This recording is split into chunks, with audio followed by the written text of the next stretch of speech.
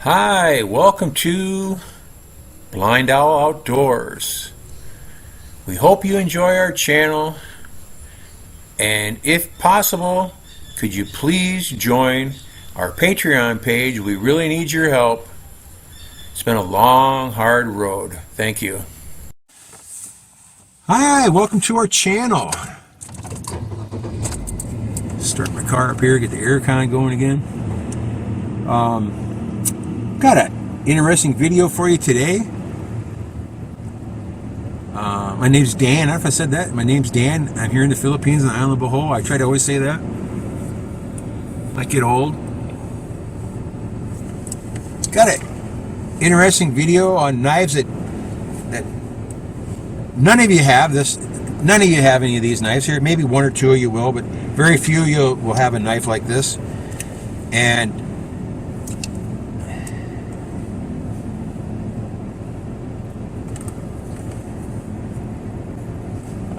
this is a marlin spike knife.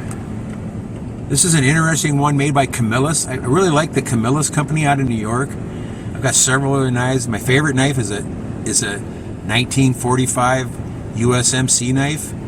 It was made off of a K-bar patent with K-bar steel, but it was Camillus made over 1.5 million of them. But this is a strange knife here. This one here I bought this in the Philippines. Ordered here. This has a bamboo handle on it. That's why I bought it, because it was bamboo. It's got a blade here that has no spring or click to it at all. I don't understand that, but it is a liner lock blade, so it does lock secure. And I think this is called a sheep shank or something like that. Sheep foot blade, perfectly straight and round on the end. So easy to sharp because it's nice and straight. Has a real nice feel to it. But what's real nice about the marlin spike knives is they have a marlin spike on them. Now, what's a marlin spike good for? This one here, hear that sound? Locks severely in place. Now, this has a couple different uses. This one here is needle point, which most of them are not needle point. This is what a seaman would use to untie untie knots. Okay, works great for that. If you want to buy a marlin spike knife, they had a bunch on Amazon a few years ago.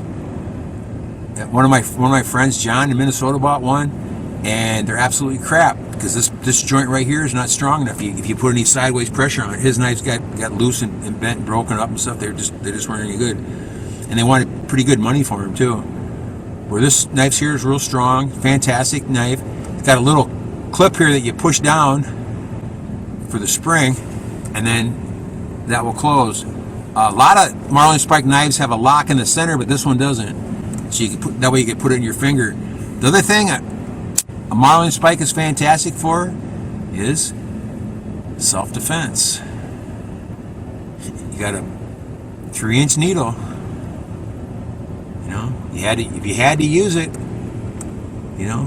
one shot to the temple or in the ears, be all over but the crying.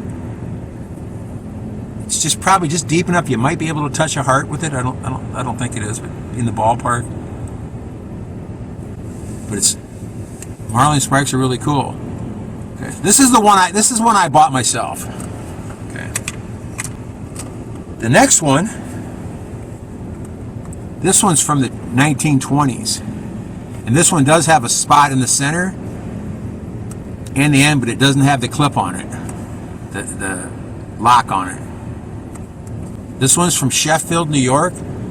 This is a knife my grandfather had. He was a sailor, an old-time sailor, back in the days when there was no engines in the boat, not even steam engines. There was just mast. One of the last boats he was on was called the Falls of Clyde.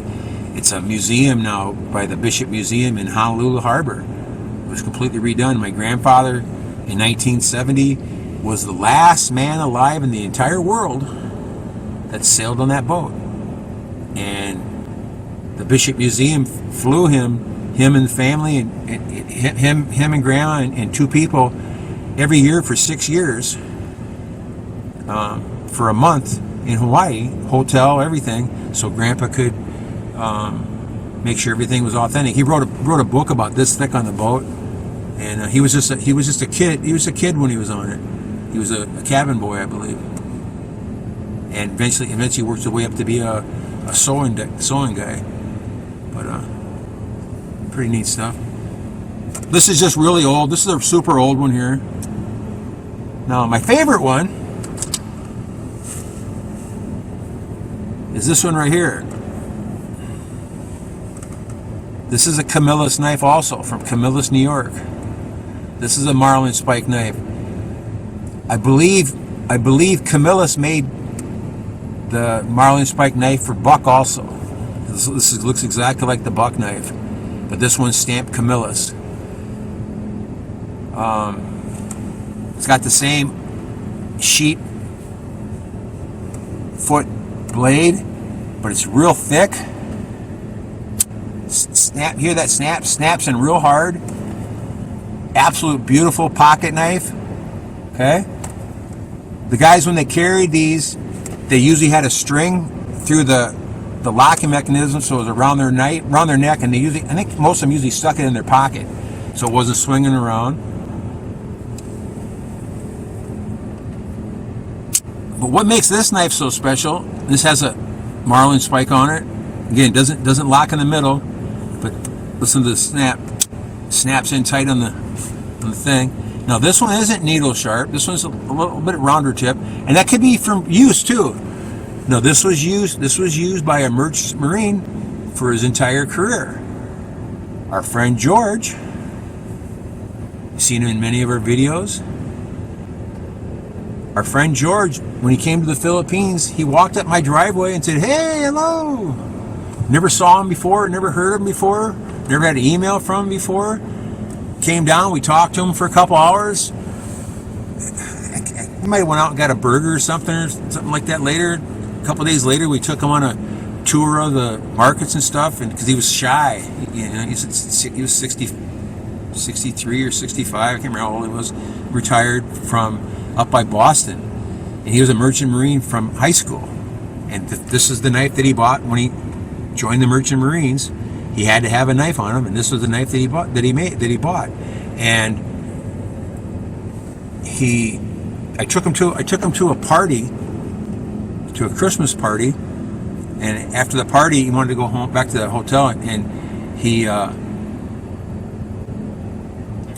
said, "Can we go over and have another drink?" I said, "Yeah, sure." I was just drinking. I only drink water, but he went up to his room. He came back down. He had in a little bag. He gave me a GoPro 5, which at the time was I think 6s were out. So this was top of the line GoPro 5. It was the first one they had that was waterproof all by itself.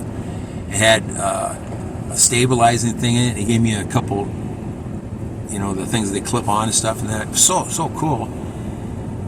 And I think he stayed for 3 or 4 months, but we got him.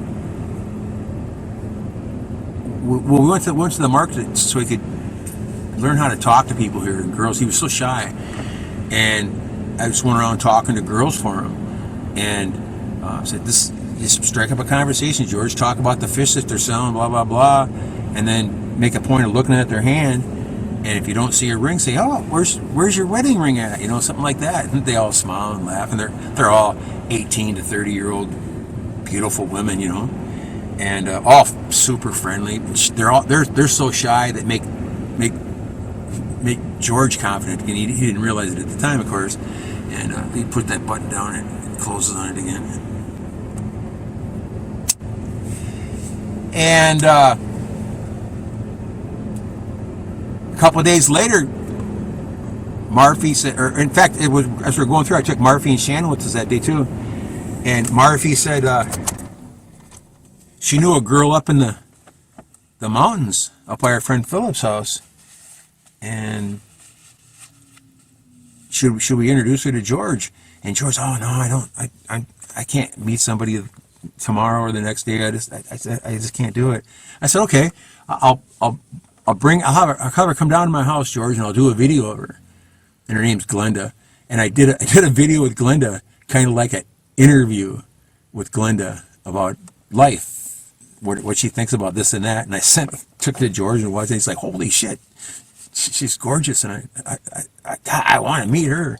So the next day we had to meet her mom, and a bunch of other people came, and we went to the little restaurant in Talbot. It's called Chellan's. It's not there anymore. It's a big bamboo. It has a bakery and stuff. And George wanted to buy everybody dinner and breakfast and stuff, but we just had some cake and things like that. And then I said, well, George, let's go for a walk. Let's go for a walk down the dike to the pier, and me and you will walk together talking, and her and Marfie will walk together. Then on the way back, I'll hold Marfie's hand walking back, and you can walk with Glenda back. He's like, oh, okay, I'll try it. So we had to ask the mom for permission and things like that, which was fine. And she said, sure. We got outside. Then I had a brainstorm. It's like, nah, let's do this instead of that. Let's hop in the truck, and we'll drive to Tübingen, which is about an hour and a half drive. You and me will be in the front, and we'll go down there and we'll get a hamburger. We'll have dinner, and they can have chicken dinner, and me and you can have a burger or whatever. And then on the way home, Marfie and I will ride in front, and you can ride in the back with her and talk and chat with her, whatever you want to do. But we walked around, had dinner, we walked around Tübingen for about an hour, and by the time we got done walking around, before that, he was holding her hand. So, click, click, click was moving up. And then the way home, I don't think they said a word to each other riding home. I think the hand holding was too much for her. But she had a job over in Cebu working in some factory over there. So he moved over there to Cebu, and they had an apartment for 2 or 3 months, whatever it was. And he went home for something. But when he came back, he brought me the Camillus marlin knife. It was all rusty and stuff, and he hadn't used it for 2 or 3 years. And I got it all cleaned up, polished up, just like brand new now. It's absolutely fantastic. But that's how I got that knife. So that's my knife story. And again, this is one of my favorite, most special knives of all time. I got every knife that anyone's given me is very special to me. And the knives that people used before they gave them to me, gave me their actual knife that they used, makes them even cooler. But I have some knives that people gave me that are exceptional. I'll bring those out sometime and show you what everything. And my last kind of special knife is this knife right here. This is like a gardener's knife or a tree trimmer's knife, or someone that does grafting, things like that. It's got the hawkbill knife on it, the hawkbill blade, the little curve on it. This is old, very heavy. It's got a huge brass end on it, and I think that's what they call it, bolsters, brass bolsters on it. This is made in Sheffield, England, which is a famous place for knives. It's got a lock there in the middle, which is very strange. Got a very strong snap to it. I'll tell you my funny story about snap real quick. I got a minute here. My dad, one morning, he had this knife, and it was it looked like the old Uncle Henry knife with the fake deer antler on it. And he says, "Whatever you do, don't touch this." And he said, "Don't touch this fucking knife," which is the dumbest thing to say to me. As soon as he went to work, I climbed up his 5 shelves, took it out, opened it up, and was like, let's look at this. This is so cool. I was out in the backyard. I went to close it, and it closed right on my middle finger. It's just snap, just like this one right here. It's just like that down on my middle finger, right to the bone. I couldn't get it off either. It took me minutes to get it off. And he came home that night, saw I had a Band-Aid on my finger. He goes, "What'd you do?" I said, "I cut my my hand on a stick." He goes, "You touched that fucking knife, didn't you?" I was like, "Yeah." He fucking beat my ass with a belt that night, and that's my knife my snap story. Take care, everybody. I'll talk to you later. Thanks for watching. Take care.